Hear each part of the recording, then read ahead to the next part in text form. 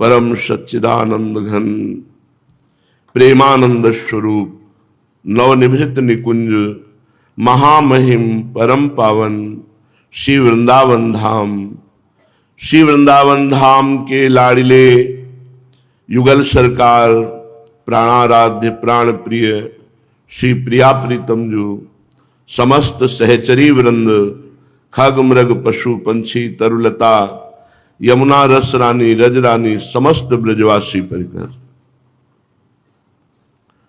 विश्वास ही भगवत प्राप्ति का हेतु है।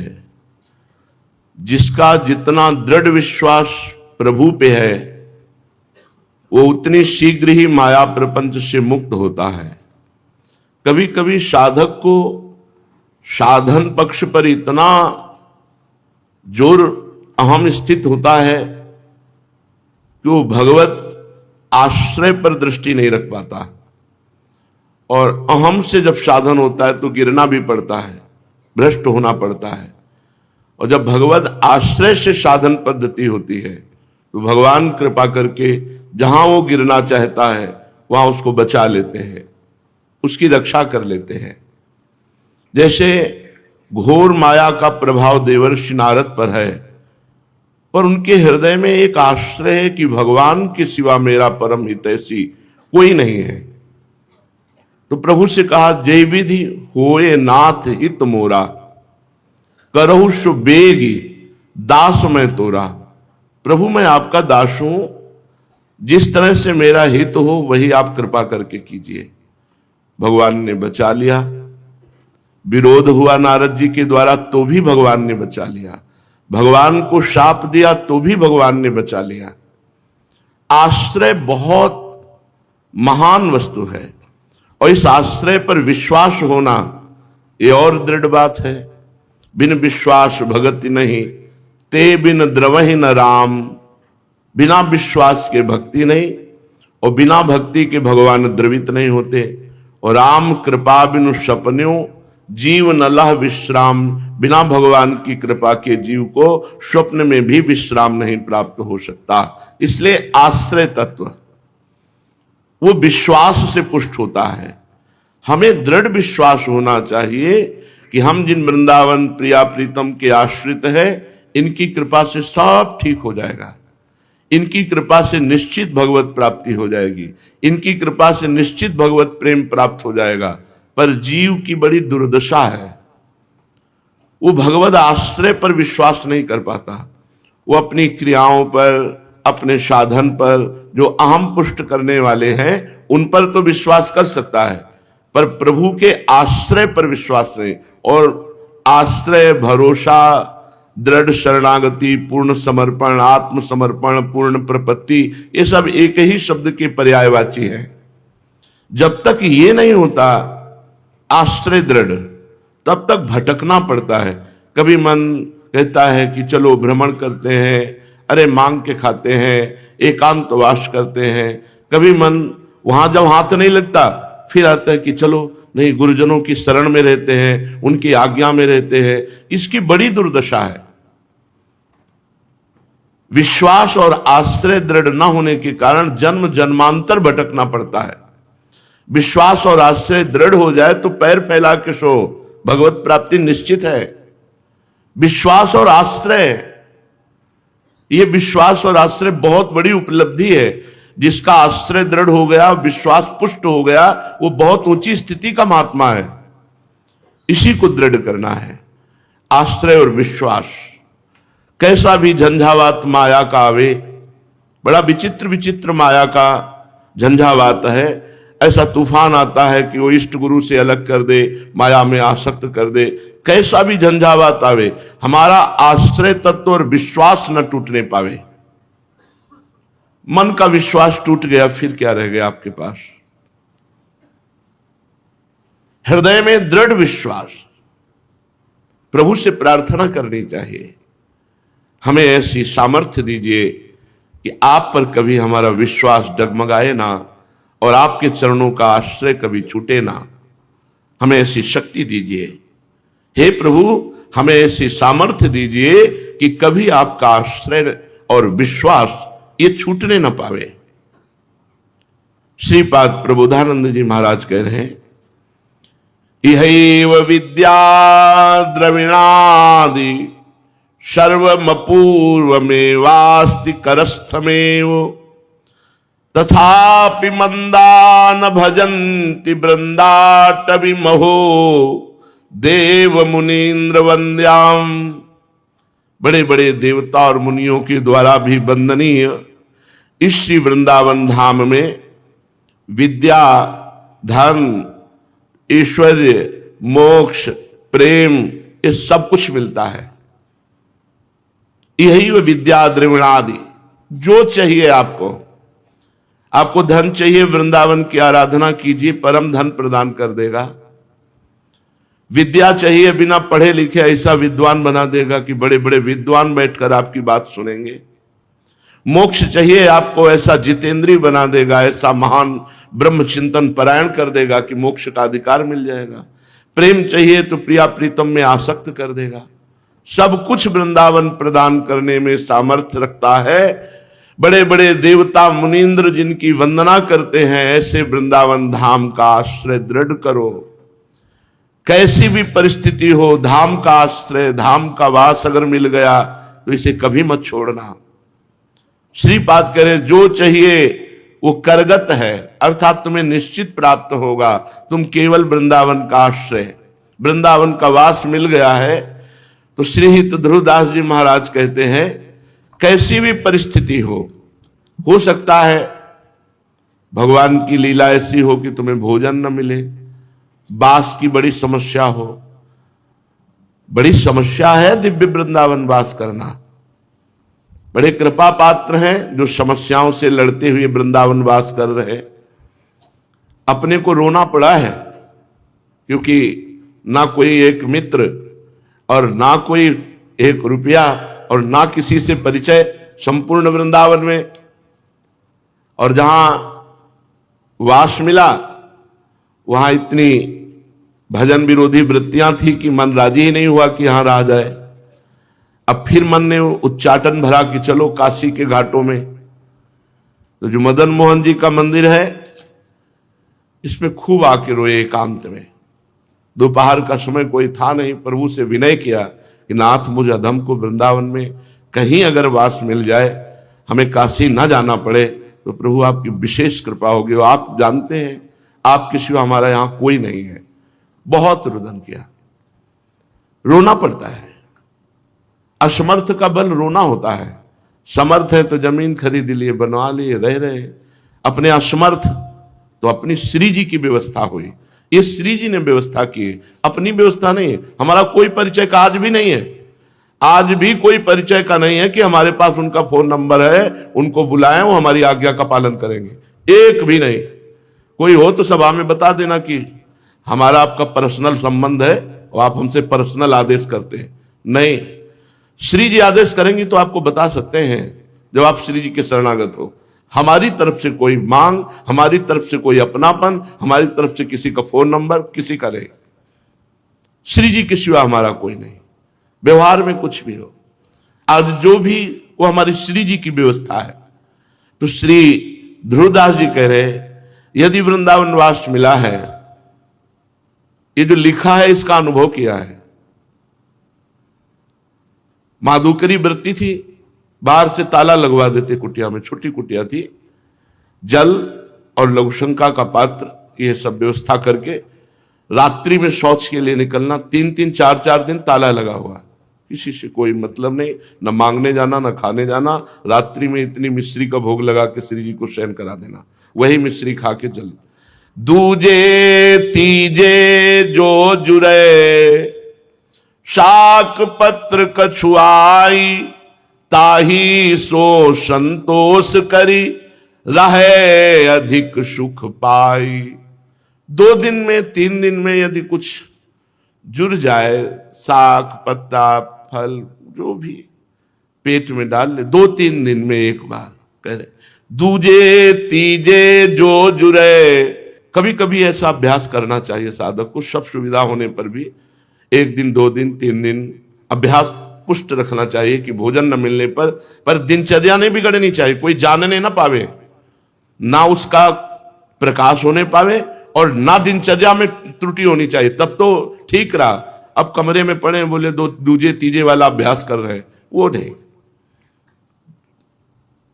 मुरारी शरण जी आए और कहा डॉक्टर ने आदेश किया है कि अल्ट्रासाउंड कराकर उनको रिपोर्ट देनी है, तो आज कुछ खाना नहीं।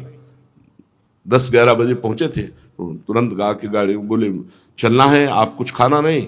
उनको कुछ खाने की जरूरत है, 3 दिन हो गए कुछ खाया नहीं, चाहे जब अल्ट्रासाउंड करा दो। वहां गए तो डॉक्टर ने कहा केवल पानी से रहते हो क्या, कुछ है नहीं पेट में। अभ्यास, और कभी उदास नहीं, कभी किसी को समझने नहीं दिया, चाहे जितनी पीड़ा हो, चाहे जितना कष्ट हो, अपनी दिनचर्या पे ये गुरु कृपा रही है। और ये साधक का एक दृढ़ नियम होना चाहिए, अगर हम घसीट सकते हैं तो घसीटते हुए दिनचर्या करेंगे।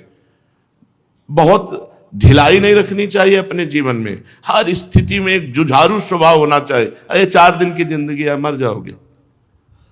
ध्रुवदास जी क्या करें, दूजे तीजे जो जुरे शाक पात कछुआई, ताही सो संतोष करी रहे अधिक सुख पाए। रहे अधिक सुख पाए, अधिक प्रसन्न होना चाहिए। जब 2-3 दिन से भोजन नहीं मिला तो अधिक प्रसन्न होना चाहिए, अधिक तेज होना चाहिए, अधिक स्फूर्ति होनी चाहिए। अगर आप में ये नहीं है तो आप संयमशील नहीं हैं, आप ब्रह्मचारी नहीं हैं, आप विषयी हैं, आप परमार्थ के उत्तम साधक नहीं हैं। उत्तम साधक कह 2-3 दिन भी ना मिले तो भी कोई फर्क नहीं, चेहरे में सिकुड़न नहीं आनी चाहिए, उदासी नहीं आनी चाहिए, मुरझाना नहीं चाहिए, वैसे ही खिला हुआ चेहरा, तब समझ में आएगा कि आप संयमी हैं। देह स्वाद छुट जाई सब, कछु होए छीन शरीर, प्रेम रंग उर में बढ़े, बिहरे यमुना तीर। जबान का स्वाद मिटा दिया वही साधु, नहीं तो स्वादु। साधु और स्वादु में यही अंतर है, जो अपनी जबान का स्वाद मिटा दिया, नहीं आज तो अमुक पदार्थ बनना चाहिए, तो उस अमुक पदार्थ को मिला दो सब्जी और दाल में मिला के पाओ। खीर खाने को मना, ठीक है बनवाओ खीर, खीर ले उसी में दाल मिलाओ, उसी में सब्जी मिला दो, पाओ। स्वाद चाहिए, राधा राधा स्वाद ले तो प्रिया प्रीतम, अपने तो प्रसाद पाते हैं, प्रसाद पाते हैं। बस यही माया है। जनेन्द्री रसेंद्री, ये 2 इंद्रियां ऐसी हैं जो फंसा देती बड़े बड़े को, इनको कब्जे में कर लेना चाहिए। मांग नहीं होनी चाहिए, अंदर मांग हो कि आज ये पाना है तो किसी को बताओ मत, और संकल्प के अनुसार आ जाए तो उचित है कि पाओ मत, और अगर पाओ तो स्वाद बिगाड़ के पाओ, स्वाद बिगाड़ के। संतों का बड़ा विचित्र खेल होता है, इसीलिए स्वादु और साधु में अंतर होता है। एक बार उड़िया बाबा जी महाराज परीक्षा के लिए बहुत से साधक रहते थे, बोले आज हम परोसाएंगे पंगत, कच्ची और मोटी। एक पूड़ी की ऐसी घाम निकाली और एक पतली और छोटी छोटी फूली हुई पकी हुई और परसवाई, पकी हुई पहले परसवाई, उसके ऊपर कच्ची परसवाई, सब्जी परसवाई। खड़े हो गए, नारायण नारायण नारायण, पाओ सब। तो उनमें जो प्रवीण साधक थे, उत्तम साधक, जैसे परोसी गई थी तो ऊपर की कच्ची पूड़ी से शुरू किया, और जो स्वादु थे वो पलट दिया। नीचे वाली बाबा खड़े थे, उनको समझ में नहीं था कि बाबा परीक्षा ले रहे, बोले खड़े हो, क्यों किया ऐसा? जितने थे खड़े करो, ऐसा क्यों किया? क्योंकि वो पकी है, वो स्वादिष्ट है, चल घर जाओ, स्वाद घर में पूर्ण करो। बाबा जी बने स्वाद के लिए नहीं, पेट भरना था तो जैसे परोसा था वैसे पाते, ऐसे कैसे पा लिया? गलती गलती नहीं, चलो हटो। परमार्थ और वैराग्य स्वाद नष्ट करने के लिए है। स्वाद की पूर्ति अगर की तो भगवान नाम का स्वाद नहीं आएगा। जिसका भोजन स्वादिष्ट उसका भजन अस्वादिष्ट, भजन में स्वाद नहीं आएगा। अगर भोजन सरस तो भजन नीरस, से पक्का समझ लो। भगवान से मनाओ कि हमें सामर्थ्य दे कि जनेंद्रिय रसेंद्रिय के स्वाद की तरफ हमारी वृत्ति न जाए। हे नाथ आप ही संभाल, बिल्कुल भगवान ही संभालेंगे, यह पक्की बात कह रहे हैं, अपने लोगों की बस की बात नहीं। अपने उनसे प्रार्थना करें कि हमें ऐसी सामर्थ्य दे कि हमारा स्वाद भाव छूट जाए, भोजन में संभोग की आकांक्षा खत्म हो जाए। देह स्वाद में सारे सुख है। देह स्वाद छुट जाए सब, कछ होई छीन शरीर। थोड़ा चर्बी घटनी चाहिए, शरीर को उतना ही भोजन दो जितना काम चलाओ। मेहनत खूब, अधिक भोजन वाला मेहनत नहीं कर सकता, ध्यान रखना। थोड़ा सा काम पड़े, ऐसे लंबी सांस चलने लगी, फूलने लगे, इतना भारी पेट हो गया, चर्बी। अरे काहे को बोझा बढ़ा रहे हो, लकड़ियों का ढेर ज्यादा लगेगा जलाने में। मरना ही है, मरने है, इसके लिए बोले सुबह सुबह वो बाबा जी मरने की बात जरूर करता है, नहीं? सुबह सुबह मरने की बात, इसीलिए सुबह सुबह कहते पूरा दिन तुम्हारा बढ़िया जाए। मरने की बात करने से बढ़िया जाएगा। हाँ, होश में रहोगे कि मरना है तो भगवान का नाम जप करना है, पाप नहीं करना है, दूसरे को सुख देना है, भगवान की प्रसन्नता वाले कार्य करने, क्योंकि मरना है भाई। शरीर छूटना है, आज नहीं तो कल छूटेगा। जब शरीर का सुख छूटता है तब भगवत सुख जागृत होता है। आत्मानंद किसी साधन से नहीं प्रकट होता है। असाधनों का त्याग करो, स्वयं स्फुरित हो जाता है। यह हम अनुभव की बात कहते हैं, पढ़ी लिखी बात नहीं कहते। जो आत्मानंद है यह किसी साधन पक्ष से नहीं जागृत होता। साधन पक्ष असाधनों को मिटाने के लिए, आत्मानंद स्वतः स्फुरित हो रहा है। ये स्वतः स्वरूप है हमारा, ये कोई साधन से स्फुरित होने वाली चीज नहीं, ये स्वतः स्वरूप है हमारा। हमारा स्वरूप है आत्मानंद, भगवदानंद। देह स्वाद छूट जाए, सारी की सारी बातें देह स्वाद में फंसी हुई है। बस जैसा मन कहे वैसा चलना, जैसा इंद्रियां कहे वैसा चलना। बस कभी परमार्थ की गंध भी नहीं मिल पाती साधक को। कैसा परमात्मा आनंद होता है, अनुभव ही नहीं कर पाता। एक बार अनुभव कर लो, फिर आप देख लो, दिन रात आप बेचैन रहेंगे, उसी आनंद बढ़ता जाएगा। और आनंद की ऐसी अनुभूति, उसमें बेचैनी बढ़ती जाती है। इसी महासुख को मीरा जी दुख कह रहे हैं। जो मैं ऐसा जानती प्रीति किए दुख होए, नगर ढिंढोरा पीटती जी प्रीति न करियो कोय। क्योंकि ये आनंद ऐसी विकलता और जैसे हमारे प्रियाजू का रूप अबहीं और ऐसे ही आनंद अबहीं और प्रतिक्षण वर्धमानम। सच्ची कहते हैं। ये देह सुख भगवान कृपा करे, बुद्धि शुद्ध हो, देह सुख से उमंग भजन की। समुत्कंठा नाम गाने सदा रुचि, ये प्रेमी का लक्षण है। उत्कंठा के साथ, उत्साह के साथ नाम और भगवान की लीला गुण गायन। आज भगवान के इस चरित्र का गान करेंगे, आज पूरी चतुरासी जी का पाठ करेंगे, आज उत्साह, आज गोपाल शास्त्र नाम का पाठ करेंगे, आज पूरे दिन भोजन न करके खूब भजन करेंगे। ये समुत्कंठा नाम गाने सदा रुचि। तब कह रहे प्रेम रंग उर में बढ़े, बिहरे यमुना तीर। भाव देश में यमुना रसरानी के समीपस्थ कुंज निकुंजों में हमारे प्राण आराध्य श्री श्यामा श्याम विहरण कर रहे हैं। उपासक भाव देश में उनकी समीपता का अनुभव करते हुए रुदन कर रहा है। छिन छिन रुदन करंत, छिन गावत आनंद भरी, छिन छिन हर हसंत, ये जो कृपा हरिवंश की। जुगल रूप की झलक उर, नैन निराहे झलकाई, ऐसे सुख के रंग में राखे मन ही रंगाई। युगल सरकार नेत्रों में झलक रहे और उसी सुख में निमग्न साधक। निष्देव से जानत ना ही सजनी, एक रस भी नहीं रहे, गोप गोपिन आदि दुर्लभ, ते सुख है दिन प्रति लहे। ये वो सुख है, कब दिन गया, कब शाम आई, कब रात्रि गई, इसका कोई पता नहीं। प्रिया प्रीतम बस उन्हीं में मगन है।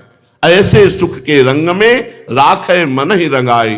वृंदावन की कृपा से प्रिया प्रीतम नेत्रों में झलकने लगे और उन्हीं के प्रेम रंग में रंगा हुआ उपासक न तिथि न वार न नक्षत्र न ग्रह कुछ सुधी नहीं, बस उसी में आवे छवि की झलक उर, तो झलके नैननवारी। यहां कैसे रुदन होता है, सामने श्यामा श्याम होते हैं, उनकी रूप माधुरी का पान करते हुए आनंद की उमगन में आंसू बहते हैं। आवे छवि की झलक उर झलके नैननवारी, चिंतत श्यामल गौर तनु सकहि न तनहि संभारे। मन भी उन्माद को और तन भी बेसुध, प्रिया प्रीतम के गौर श्यामल शरीर का चिंतन करते ही नेत्रों से अश्रु प्रवाह और आनंद की उमगन में मन डूबा हुआ है और शरीर की सुध नहीं रह गई। यही तो है पांचों भूले देह सुध। प्रिया प्रीतम के चिंतन में देह सुध का विस्मरण हो गया, आवागमन से तो मुक्त ही हो गया, परम सुख में निमग्न हो गया। वृंदावन वास के लिए कह रहे हैं, कैसे वास करें? बोले जीरन पट अति दीन लट, हिये सरस अनुराग, विवश सघन वन में फिरे, गावत जुगल सुहाग। जीरन पट, फटे पुराने कपड़े, प्रेमियों के क्या पते? तन लटे कपड़े फटे, तन लटे कृष्ण। कौन शुद्ध है? शरीर की शुद्धि, वस्त्र की शुद्धि, श्रृंगार की शुद्धि, ये सब बाह्य है। आंतरिक चिंतन। एक श्लोक श्रीमद् राधा सुधा निधि में आता है कि कब ऐसी स्थिति होती है गुरु भजन के महान बल से, जो गुरु के द्वारा दिया हुआ भजन है, उस भजन के बल से कैसी स्थिति होती है। लिखंति भुजमूल तो न खलु शंख चक्रादिकम, विचित्र हरि मंदिरम न रचयन्ति भाल स्थले, लसत तुलसी मालिकाम दधति कंठ पीठे नवा, गुरुर भजन विक्रमात्म इहिते महाबुद्धया। वो लिखंति भुजमूल तो, वो शंख चक्र आदि की छाप, तिलक, द्वादश तिलक, कंठी, कोई शुद्ध नहीं। रात दिन गुरु के द्वारा दिए हुए आंतरिक भजन में इतना निमग्न है कि ना मस्तक में तिलक है, न गले में कंठी है, न कोई छाप है, कोई वैष्णव चिन्ह नहीं धारण किए हुए है। ये बनावटी नहीं, स्थिति है। गुरुर भजन विक्रमात्म इहिते महाबुद्धया। जब तक स्थिति ना आवे तब तक त्याग नहीं करना चाहिए। स्वयं आचार्य लगाए हुए हैं, इष्ट लगाते हैं तिलक, गुरुदेव लगाते हैं, तो अपने को भी लगाना है। लेकिन एक भजन की वो स्थिति आती है, अवधूत स्थिति, जहां न कंठी है, न तिलक है, न माला है, न कोई चिन्ह है। ये स्थिति देहातीत स्थिति। तो कह रहे जीरन पट अति दीन लट, ये सरस अनुराग। फटे पुराने कपड़े, शरीर क्षीण हो गया है, क्योंकि कुछ अच्छा ही नहीं लगता। नहीं खान पान ते भावे है, नहीं कोमल वसन सुहावे है, सब विषय लगे ते ख्यारा है, हरि आशिक का मग न्यारा है। महाराज जी के पास ऐसी गुदड़ी थी जो कपड़ों से जुड़ी हुई, भीषण सर्दी में बिल्कुल गर्म न करे। कपड़ों के ऐसे बहुत पुरानी कि अगर उसे एक तरफ दबाकर फाड़ा जाए तो फट जाए, वही ओढ़े थे। बहुत पीड़ा हुई कि हमारे गुरुदेव भगवान का वैसे ही कृष्ण शरीर। उस समय एक एक हड्डी गिन सकते हैं आप। जिस समय हम सेवा में थे, हमारे गुरुदेव भगवान की छवि रखी हुई उस समय की, जो हम यमुना स्नान करके चरणों में प्रणाम किया तो ऐसे लंगोटी पे हैं, तो महाराज जी ऐसे कर कमल सर पे रखे हुए उस समय के, आप एक एक हड्डी गिन सकते हैं। ऐसे बिल्कुल कृष्ण शरीर श्यामला, तो ऐसे ही कृष्ण शरीर एकदम ऐसे। वो देखा है हमने, पूरी पूरी रात आसन पर बैठे हुए महाराज जी को। किंचन मात्र भी शरीर स्वाद नहीं, शरीर सुख नहीं, कहीं किसी से कोई प्रतिग्रह नहीं, कभी किसी से संभाषण नहीं, मौन, नेत्र नीचे। कैसी कैसी स्थिति, महापुरुषों की कैसी स्थिति। जब हमारे हृदय में प्रिया प्रीतम की प्राप्ति की लगन लगती तो ये सब अच्छा नहीं लगता। खान पान, कोमल वसन। तो आगरे के कुछ अब भी आते हैं वो भगत लोग, किसी और से जुड़े हैं पर वो प्रेम मान करके आते थे। तो उनसे हम कहा कि हमारी बड़ी विवशता है कि हमारे गुरुदेव भगवान ने से वस्त्र को ओढ़ते और सर्दी बहुत है और उनका कृष्ण शरीर है, क्या एक कंबल की व्यवस्था हो सकती है? अपने तो भिक्षा से जीते थे। अरे महाराज आपने कहा, हम किए, बस 2 दिन का समय दीजिए। तो वो मतलब आज के 22-23 वर्ष पहले 7,000 का कंबल बढ़िया मुलायम और अच्छा लाए, बड़े आनंद थे। गुरुजी ने कहा नहीं ये नहीं। क्यों मंगाए कंबल? वो महाराज जी वो गुदड़ी देखकर ऐसा लगा कि बहुत सर्दी है और इसका। उन लोगों ने कहा महाराज जी हम किसान आदमी हैं और हम लोगों ने चंदा करके एकत्रित किया, भिक्षा समझो इसको आप, बाबा का इसमें कोई रोल नहीं हो, तो केवल एकदम आवेश में उठे और फूल माला बनाने वाली कैंची उठाई, उसको 20 जगह से काटा होगा कंबल को, काट करके और फिर वही फटे पुराने कपड़े जोड़ करके ऐसे।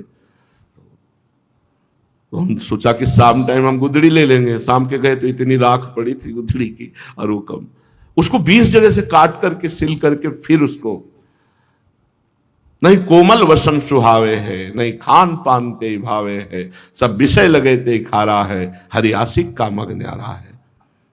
विवश सघन बन में फिरे गावत जुगल सुहाग। ब्रज 84 कोश में कोई ऐसी जगह नहीं जहां गुरुदेव भगवान ना भ्रमण कराए हों। कई महीने साथ ऐसे निकल जाते थे, तो रात में पद गायन कर रहे, रात दंडवती लगा रहे हैं, तो एकांत में बैठे हुए भजन, फिर दंडवती। ऐसा नहीं कि आराम मुद्रा में पड़े हैं, ऐसे कभी नहीं देखा। थोड़ी देर शिथिल हुए वो फिर लगे, तब भगवत तत्व का ज्ञान, भगवत प्रेम। सुबह जैसे हम चल रहे हैं तो चतुरासी जी सुनते हुए महाराज जी चल रहे हैं, जहां बैठे बस चतुरासी जी का कोई, चतुरासी जी महाराज जी का जीवन जो सेवक जी कह रहे हैं, प्राण रमि रही हरिवंश बानी, ये महाराज जी के जीवन में देखा, प्राण रमि रही हरिवंश बानी। रसोई में है तो ताली बज रही है और पद गायन हो रहा है। विवश सघन बन में फिरे गावत जुगल सुहाग, विवश सघन बन में फिरे गावत जुगल सुहाग। और जैसे कभी मिल गए दंडवत करके और चलने लगे, साथ खड़े हो गए, चलो आगे निकलो, जाओ कहां जा रहे थे, चलो यहां से जाओ। कभी साथ चल, जैसे ब्रज भ्रमण में भी साथ है ना, तो 10-20 हाथ का अंतर होना चाहिए, आगे तुम चले जाओ या पीछे, पर 10-20 हाथ का अंतर, साथ नहीं चल सकते।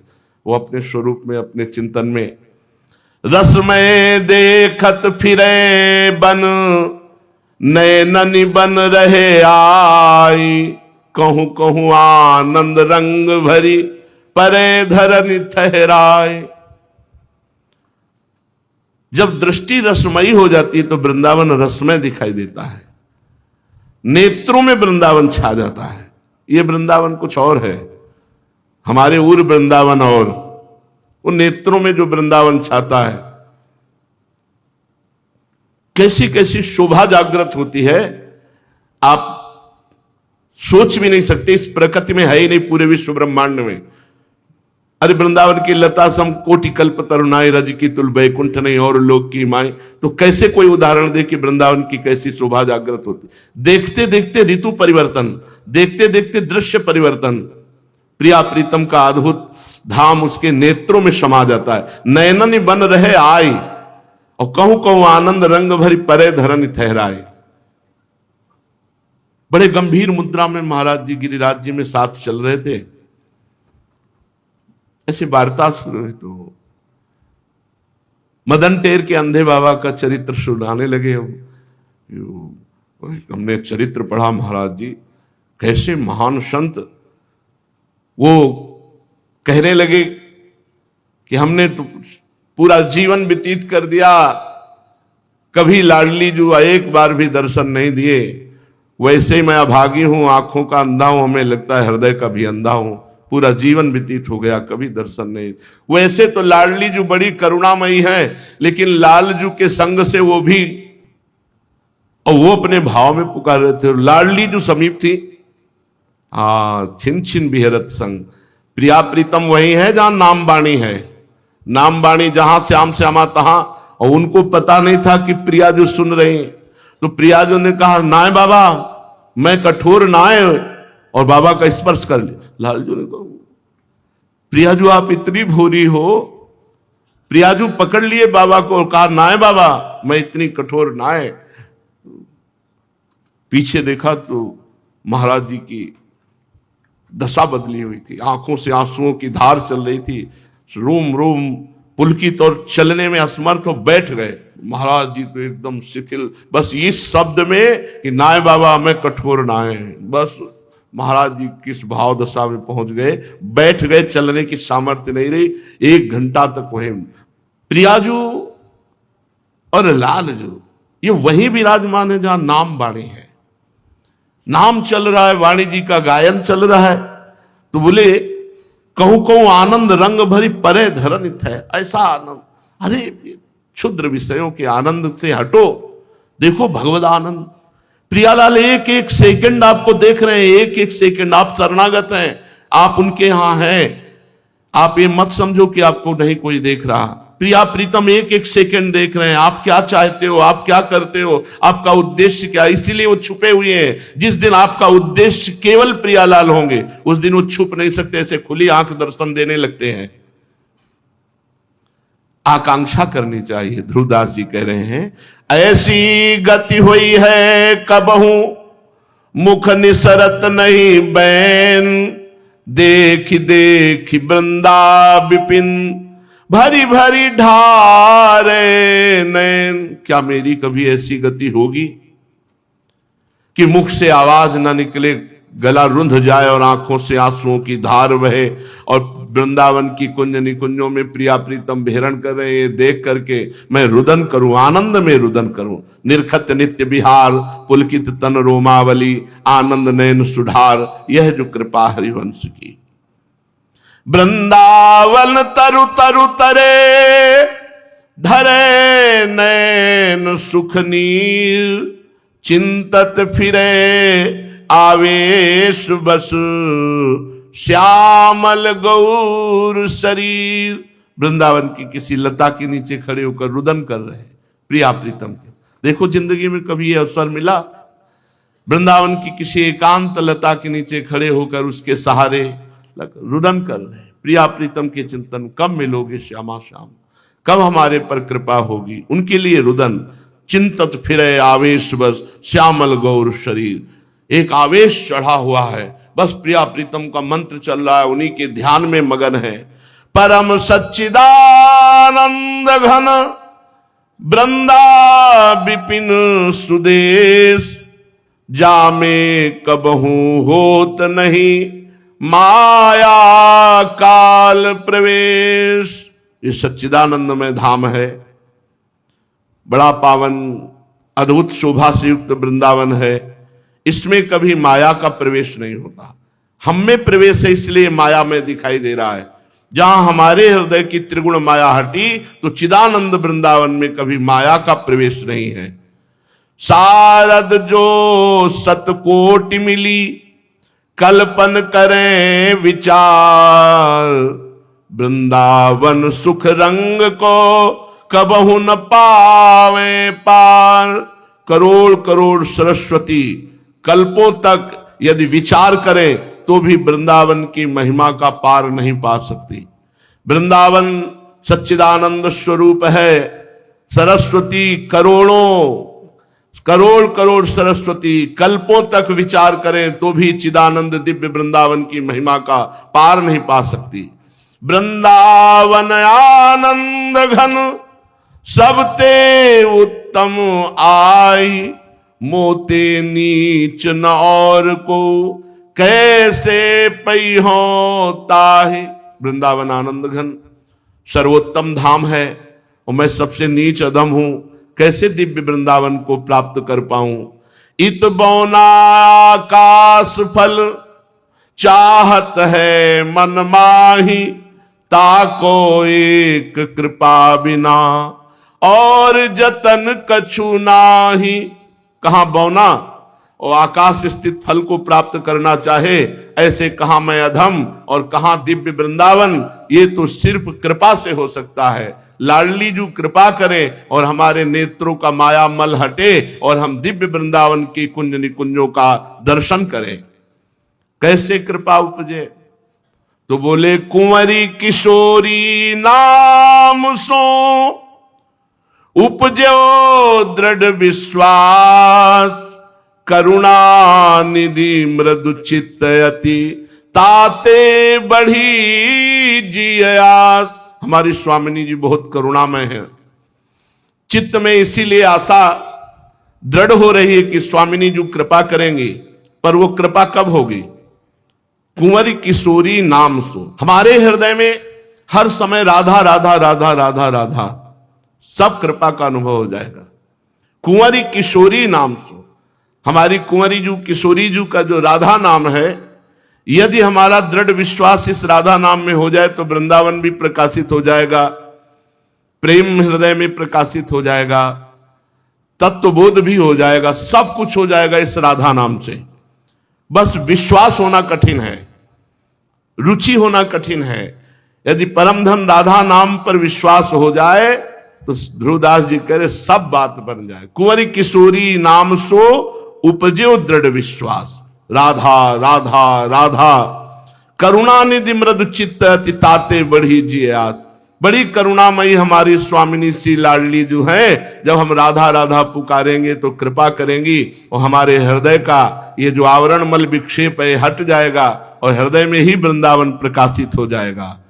जिनको वृंदा विपिन है कृपा तिन्हि की होई, वृंदावन में तबहि तो रहन पाई है सोई। जिनका वृंदावन वही कृपा करे तो यहां वृंदावन वास। इसीलिए किसी वासी पर दोष दर्शन मत करो, ये सब श्री जी के कृपा पात्र हैं। जब श्री जी ने कृपा कर दी तो हम दोष दर्शन करने वाले कौन होते हैं? वृंदावन का वास सिर्फ लाडली जी की कृपा से होता है, और जिनको ये वास मिला है लाडली जी की अपार कृपा है। इसलिए अब कृपा की अवहेलना न करें, निरंतर राधा राधा नाम जपें, वृंदावन का आश्रय वृंदावन का वास स्वीकार करके जीवन को प्रेममय बनाएं। चलते हैं श्रीमद् भागवत महापुराण। श्री युधिष्ठिर जी के प्रश्नों का देवर्षि नारद जी ने उत्तर दिया और अपने पूर्व जन्म की बात बताई कि एक जन्म में मैं उपबर्हण नाम का गंधर्व बड़ा सुंदर था, इतना सुंदर था कि स्त्रियां हम पर आसक्त रहती थी। मुझे इस बात का गर्व अहंकार रहता था। एक बार ब्रह्मा जी के बुलावे पर समस्त देव ऋषि मुनियों की सभा में मुझे भगवान के पावन यश का गायन करने का आदेश मिला, पर हम अहंकारवश स्त्री लुभावने गाने गाने लगे, जिससे मुझे शाप मिल गया, जाओ तुम नीच योनि को प्राप्त हो।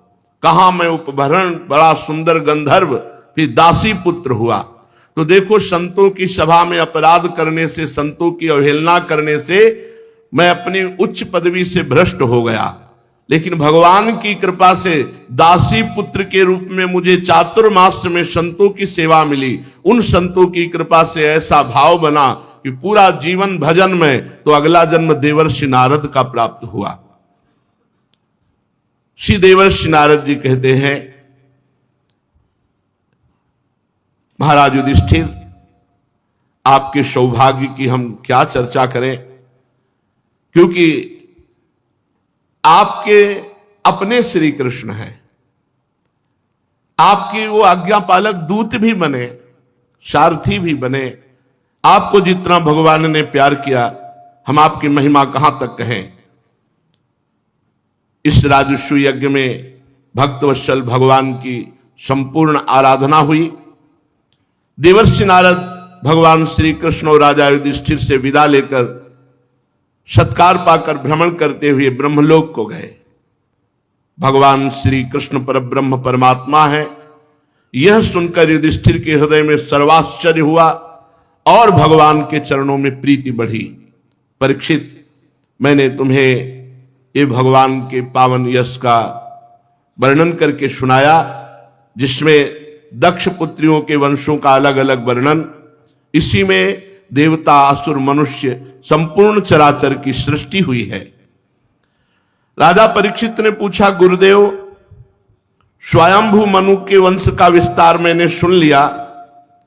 इस वंश में उनकी कन्याओं के द्वारा मरीच आदि प्रजापतियों की वंश परंपरा चली।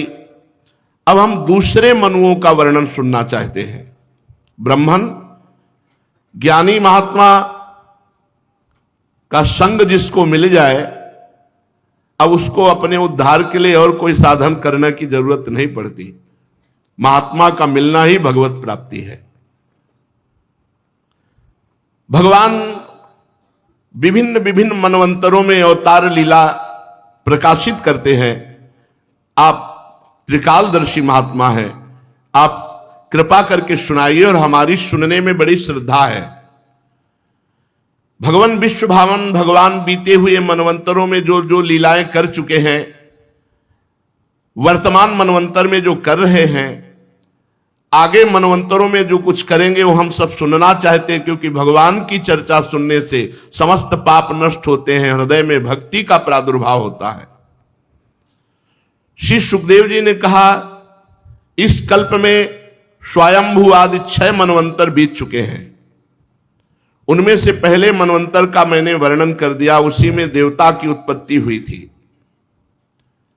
स्वयंभू मनु की पुत्री आकूति से यज्ञ पुरुष के रूप में धर्म का उपदेश करने के लिए तथा देहूति से कपिल भगवान के रूप में ज्ञान का उपदेश करने के लिए भगवान ने अवतार ग्रहण किया। कपिल भगवान का अवतार ये पीछे वर्णन कर चुके हैं। अब भगवान यज्ञ पुरुष ने आकूति के गर्भ से अवतार लेकर जो कुछ किया उसका वर्णन करता हूं। परीक्षित, स्वयंभू मनु ने समस्त कामनाओं और भोगों से विरक्त होकर भगवान की प्राप्ति के लिए अपना राज्य छोड़ दिया। कभी कोई कामनाओं से पूर्ण नहीं होता, कामनाओं को त्यागना होता है। आदि सम्राट है महाराज मनु, कामनाओं और भोगों का त्याग किया। कभी इनसे तृप्ति नहीं होती। कोई अगर सोचे कि अमुक अमुक भोग मिल जाए तो मैं तृप्त हो जाऊं, कभी नहीं। इनके त्याग से ही शांति मिलेगी। त्यागात् शांतिरंतरम। वे अपनी पत्नी शतरूपा के साथ तपस्या करने के लिए, भगवान की आराधना के लिए राजपाट छोड़कर वन को चले गए। परीक्षित, उन्होंने सुनंदा नदी के किनारे पृथ्वी पर एक पैर के बल खड़े रहकर 100 वर्ष तक मंत्र जपते हुए घोर तपस्या की। एक पैर के बल 100 वर्ष तक खड़े होकर तपस्या करते हुए भगवान की वो ये रोज स्तुति करते। भगवान की स्तुति करते, येन चेतयते विश्वम विश्वम चेतयते नयम यो जागर्ति शयानेस्मिन् नायं तं वेद वेदशः आत्मा वास्यमिदं विश्वं यत्किंचे जगत्याम जगत तेन त्यक्तेन भुंजीथा मा गृध्या कश्ववद्धनु यम न पश्यति पश्यन्तं चक्षुर्यश्च नरिष्यति तं भूत निलयं देवं सुपर्णमुपधावत न यस्याद्यन्तौ मध्यम च स्वापरो नान्तरं बहि विश्वस्यामूनि यदि यस्मात् विश्वं च तद्रतं महत्। जिसकी चेतना के स्पर्श से ही ये विश्व चेतन हो रहा है। जितनी ये चेतना है ये सब भगवान ही है। जितना पावर है शरीरों में, वो चाहे देवता हो, चाहे मनुष्य हो, चाहे राक्षस हो, सब में भगवान की ही शक्ति विराजमान है। समस्त विश्व को चेतना जहां से प्राप्त होती है वो श्री भगवान है। किंतु ये विश्व जिन्हें चेतना का दान नहीं कर सकता, विश्व को चेतना का दान जो करते हैं वो श्री भगवान है, जो इस विश्व के प्रलय हो जाने पर भी जागते रहते हैं। ये विश्व जिनको नहीं जान सकता, परंतु जो इस विश्व को जानते हैं वही परमात्मा है। ये संपूर्ण विश्व, इस विश्व में रहने वाले चराचर प्राणी, सब में परमात्मा विराजमान ओतप्रोत है। जैसे बर्फ में जल ओतप्रोत है, बर्फ केवल नाम है केवल जल ही। ऐसे स्त्री पुरुष जड़ चैतन्य केवल नाम है, परमात्मा ही परमात्मा है। लेकिन देखो, हमारे आंख होते हुए भी हम नहीं देख पाते। किसी सूझ वाली आंख ने पहचान की, कण कण में झांकी भगवान की। संसार के किसी भी पदार्थ में मोह ना करके, किसी भी व्यक्ति से अपना ना करके, अपना भाव ना करके जो भजन करता हुआ तृष्णा का त्यागी है, वही सर्वत्र भगवान देख सकता है। सर्वत्र भगवान है, पर देख वही सकता है जो ना किसी वस्तु व्यक्ति स्थान से अपनापन रखता है, न किसी से मोह करता है, एकमात्र भगवान का भजन करते हुए जीवन निर्वाह करता है, वो सर्वत्र भगवान देख सकता है। भला ये संसार की संपत्ति किसकी हुई है? किसी की नहीं। इसी जगह को करोड़ों लोग अपनी अपनी कह करके पधार गए। भगवान सबके साक्षी हैं। बुद्धि, वृत्तियां, नेत्र, इंद्रियां, इन सबके वो साक्षी हैं, इसलिए वो नहीं देख सकते। भगवान सबको देख सकते हैं, लेकिन इंद्रियों के द्वारा, बुद्धि के द्वारा, मन के द्वारा भगवान को नहीं देख सकते। भगवान चाहें तभी भगवान को देख सकते हो। भगवान की ज्ञान शक्ति अखंड है। समस्त प्राणियों के हृदय में रहने वाले स्वयं प्रकाश असंग परमात्मा की शरण ग्रहण करो। जिन भगवान का ना आदि है ना अंत है, फिर मध्य तो होगा ही कैसे? जिनका ना कोई अपना है, ना पराया है, ना बाहर है, ना भीतर है, वे विश्व के आदि में, अंत में, मध्य में, अपने में, पराये में, बाहर में, भीतर में, सब जगह विराजमान है। बस यही अनुभव करना है साधना के द्वारा। उन्हीं की सत्ता से विश्व की सत्ता है। वही अनंत वास्तविक सत्य परमात्मा परब्रह्म है। परमात्मा विश्व रूप है। परमात्मा के अनंत नाम है। वे सर्वशक्तिमान सत्य स्वयं प्रकाश अजन्मा पुराण पुरुष हैं। वे अपनी माया शक्ति के द्वारा विश्व का सृजन करते हैं और इसी में अपने को छुपा लेते हैं। देखो, छुपाए हैं। स्त्री, पुरुष, जड़, चैतन्य, इसका पर्दा डाल लिया और आप बैठे हुए हैं। अध्यात्म विद्या के द्वारा उनको ढूंढा जाता है। अध्यात्म विद्या के द्वारा उनको ढूंढा जाता है। इन्हीं सब पर्दों में छुपे हुए हैं, छुपा छुपी का खेल खेल रहे। इसीलिए ऋषि मुनि नैष्कर्म स्थिति अर्थात ब्रह्म से एकत्व प्राप्त करने के लिए कर्म योग का अनुष्ठान करते हैं। प्रायः ठीक ठीक कर्म योग का अनुष्ठान करने वाला ही अंत में निष्क्रिय होकर कर्मों से ऊपर उठ जाता है, जो ठीक ठीक कर्मों का अनुष्ठान करेगा। इसीलिए हम कहते हैं पहले सत्कर्म से असत्कर्म का त्याग करो, फिर सत्कर्म अपने आप कर्ता भाव का त्याग करा देगा, तो आप अकर्ता हो जाएंगे। पर बिना सत्कर्म किए नहीं। वो यहां श्रीमद् भागवत में मनु जी महाराज करे, प्रायः ठीक ठीक कर्म करने वाला पुरुष ही अंत में निष्क्रिय होकर कर्मों के ऊपर उठ जाता है, अर्थात कर्ता भाव रहित हो जाता है। यूं तो सर्वशक्तिमान भगवान को कोई कर्म करने की आवश्यकता नहीं, पर जब अवतार लेते हैं तो वो भी कर्म करते देखे जाते हैं। वो आत्मलाभ से पूर्ण होने पर भी कर्म करते हैं, पर कर्म फल में आसक्त नहीं होते। यही शिक्षा देते हैं कि हमारा कर्म करने पर अधिकार है, फल में नहीं। अतः हम सबको उन्हीं भगवान का अनुसरण करके अनासक्त रह करके कर्म करना चाहिए, तभी कर्म बंधन से मुक्त होंगे।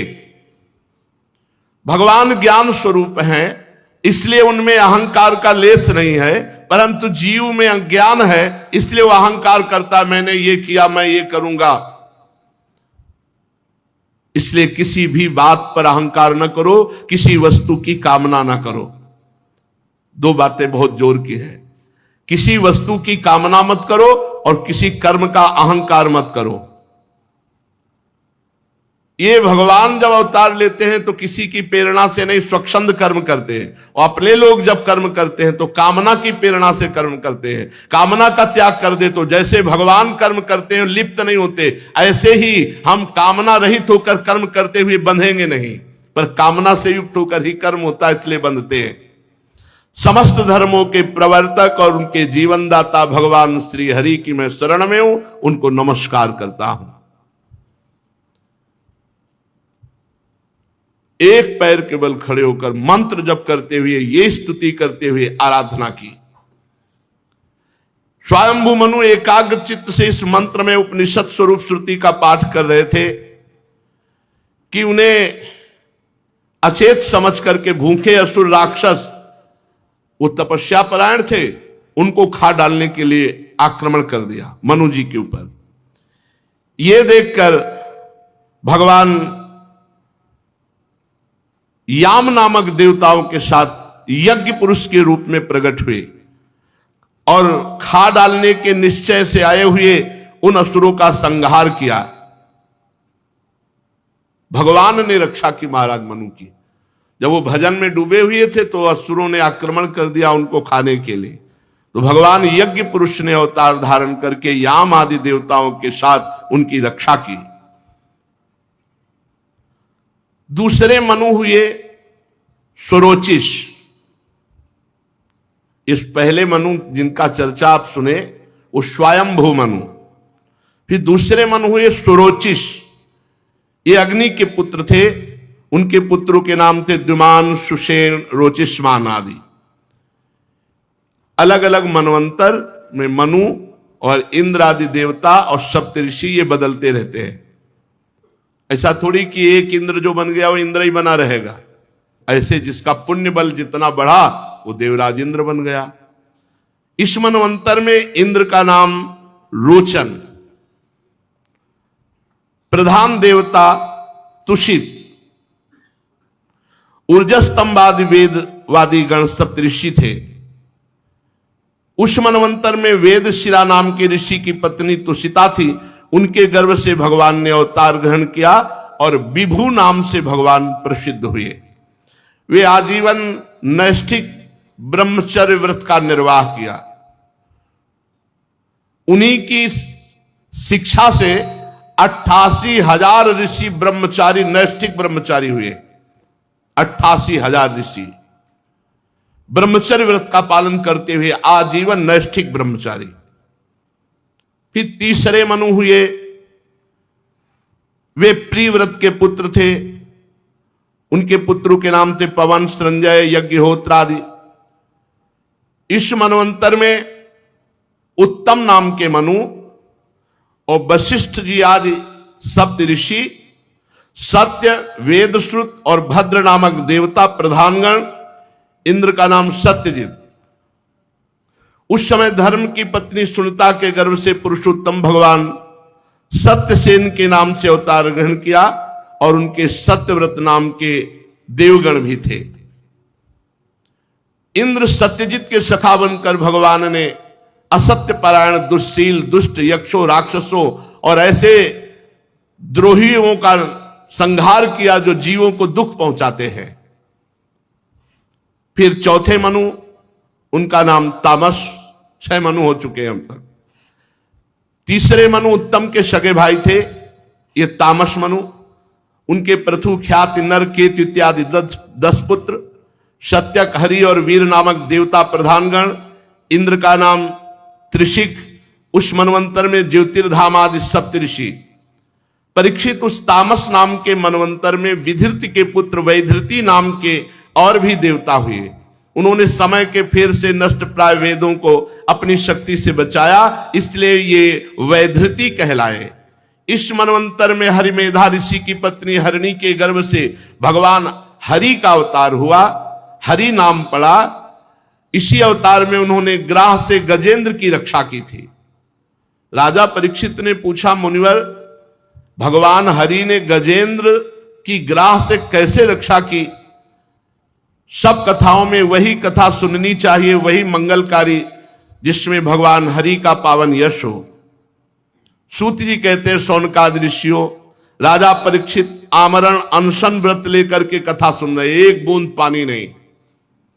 उन्होंने जब श्री सुखदेव जी महाराज से कथा कहने के लिए प्रेरणा की तो सुखदेव जी महाराज ने परीक्षित का बड़ा अभिनंदन किया कि आप भगवान की चर्चा सुनने के बड़े रसिक हैं। बड़ा सुंदर प्रश्न किया। सुखदेव जी ने कहा, परीक्षित, क्षीर सागर है, वह त्रिकूट नामक पर्वत है, बड़ा सुंदर पर्वत है, 10,000 योजन ऊंचा पर्वत है और उसकी लंबाई चौड़ाई भी 10,000 योजन है। बहुत होता है 10,000 योजन। और ये पर्वत 3 धातुओं से बना हुआ है, सोना, चांदी और लौह। 10,000 योजन चौड़ा, 10,000 योजन लंबा, और सोने, चांदी और लोहे से पूरा पर्वत दिशाओं में जगमगाता रहता है, ऐसे शिखर है। और रत्न धातु ये तो बिखरी पड़ी है, रतन, त्रिकूट नामक पर्वत। और विविध प्रकार के वृक्ष, लताएं, झाड़ियां, झरने, चारों ओर समुद्र टकराता रहता है। ऐसा जान पड़ता है मानो त्रिकूट पर्वत के पांव पखार रहा हो समुद्र अपनी लहरों से। और वो वहां की भूमि में बड़े बड़े रत्न ऐसे आते रहते समुद्र से। वहां बड़ी बड़ी कंदराएं हैं जिसमें बड़े बड़े सिद्ध, विद्याधर, नाग, किन्नर, अप्सराएं आदि विहार करते हैं। संगीत की ध्वनि गुफाओं से प्रतिध्वनित होती रहती है। बड़े बड़े गर्वीले सिंह रहते हैं। पर्वत की तलहटी पर बहुत से जंगली जानवरों का झुंड, देवताओं को भी मोहित कर लेने वाला त्रिकूट पर्वत। वहां सरोवर, जल, बड़ा निर्मल, मणिमयी भूमि, मणियों से जटित। देवांगनाएं वहां विहार करती, वहां मनुष्य नहीं जा सकते। पर्वतराज त्रिकूट में ही भगवान लोकपाल वरुण का एक उद्यान है, उसका नाम ऋतुमान है। वहां सिद्ध और देवता लोग ही प्रवेश कर सकते हैं।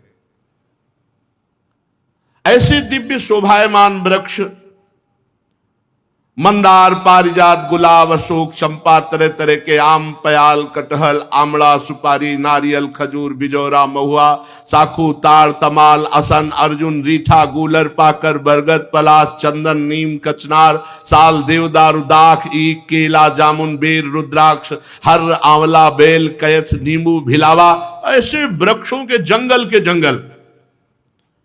और एक बहुत बड़ा सरोवर अथाह, उसमें बड़े सुंदर सुंदर कमल खिले हुए, कुमुद, उत्पल, कल्हार, सतदल आदि कमलों की अनूठी छटा छिटक रही थी। हंस, कारंडो, चक्रवाक, सारस, दल के दल, पंडुब्बी, बतख, पपीहा कूंज रहे। और रंग बिरंगी मछलियां, कछुए उसमें घूम रहे। पुष्पों का पराग झड़ करके बड़ा सुगंधित मीठा जल हो गया था। कदम्ब, बेत, नरकुल, कदम्ब लता, बेन आदि वृक्षों से घिरा हुआ विशाल सरोवर। कुंद, करवक, अशोक, शिरस, वनमालिका, लिसौड़ा, हर सिंगार, सोन जूही, नाग, पुन्नाग जाति, मल्लिका, सतपत्र, माधवी, मोगरा, ये चारों तरफ से उस विशाल सरोवर के आसपास सुगंधित लताएं, वृक्ष। उस पर्वत में बहुत सी हाथिनियों का स्वामी एक गजेंद्र रहता था। वो बड़ा शक्तिशाली, 10,000 हाथियों का बल रखने वाला खुद था, सरदार सब हाथियों का। एक दिन अपने पूरे परिकर के साथ जंगल को उजाड़ता हुआ, रौंदता हुआ, बलशाली, पेड़ों को उखाड़ता हुआ, उसकी गंध मात्र से बड़े बड़े सिंह भाग जाते थे। गजराज गजेंद्र की गैड़े, बाघ, हाथी, सिंह, ये सब उससे देखकर डरते थे गजेंद्र से। जो छोटे छोटे पशु पक्षी थे वो बहुत आनंद पूर्वक वहां रहते थे, और जो बड़े बड़े वो सब डरते थे गजेंद्र से। हजारों हाथी हाथिनियां उसके साथ चलती थी। वो बड़े घमंड में वृक्षों को उखाड़ता, पहाड़ को कपाता हुआ, मद टपकाता हुआ जल पीने के लिए उसी भारी सरोवर पर गया। व्याकुल हो गया था प्यास से। दूर से सुवासित जल को सरोवर में चल पड़ा, जल पिया, और बहुत जलकेल कर रहा था अपनी हाथिनियों के साथ। अभी थकान नहीं मिटी थी कि बड़े भयंकर ग्राह ने उसका पैर पकड़ लिया। जब वो उन्मत्त होकर सूंड से जल अपनी हाथनियों पर डालकर आनंदित हो रहा था, उसी समय प्रारब्ध की प्रेरणा ने एक बलवान ग्राह उसके पैर को पकड़ लिया। अब वो अकस्मात विपत्ति में पड़ गया, सारी शक्ति लगा दी, पर ग्राह से नहीं छोड़ा पाया। अब जब दूसरे हाथी हाथिनियों ने देखा कि हमारे गजेंद्र को ग्राह ने पकड़ लिया, तो सब सूंड से एक दूसरे का सहयोग करने लगे। वो भी प्रयास व्यर्थ गया। अब जो दूसरे हाथी हाथिनियां थे, जब देखा कि अब ग्राह ने पकड़ लिया, बहुत समय हो गया, छूट नहीं रहे, तो सब चले गए। देख लो, संकट में कोई साथ नहीं देता, सब हाथी हाथिनियां चले गए। अब ग्राह ने मारा झटका और गजेंद्र को और अंदर खींचा। 1000 वर्ष तक ये खींचातानी चलती रही। 1000 वर्ष। कभी ग्राह गजेंद्र को जल में ले जाता, कभी गजेंद्र ग्राह को बाहर लाता। 10,000 हाथियों का बल रखने वाला गजेंद्र था। अंत में जलचर जीव बलवान निकला, क्योंकि वो तो जल में ही है। और गजेंद्र का शरीर थक गया, शिथिल हो गया, उत्साह भी क्षीण हो गया। और ग्राह ठहरा जलचर जीव, उसका उत्साह और बल दोनों बढ़ा और बड़े जोर से गजेंद्र को खींचकर अंदर ले गया। अब देहाभिमानी गजेंद्र देखा कि कोई साथी नहीं, पीछे मुड़ के देखा कोई हाथी हाथिनियां कोई नहीं। बहुत देर तक वो विकल हो गया कि अब मेरे प्राण निकल जाएंगे, ये ग्राह विधाता की फांसी है, इसमें फंसकर मैं मरूंगा। अब अगर कोई बचा सकता है तो देखो, गजेंद्र के हृदय में पूर्व में भजन हुआ था राजा इंद्रद्युम्न के रूप में, आगे चरित्र आएगा, तो याद आ गई भगवान की कि अगर कोई मुझे बचा सकता है तो भगवान हरि बचा सकते हैं। भयभीत होकर उसने आर्त भाव में भगवान को पुकारा। उसको विश्वास था कि भगवान मुझे अवश्य बचा लेंगे। उसने भगवान को हृदय से पुकारा और भगवान की स्तुति की, जिसे गजेंद्र स्तुति कहते हैं।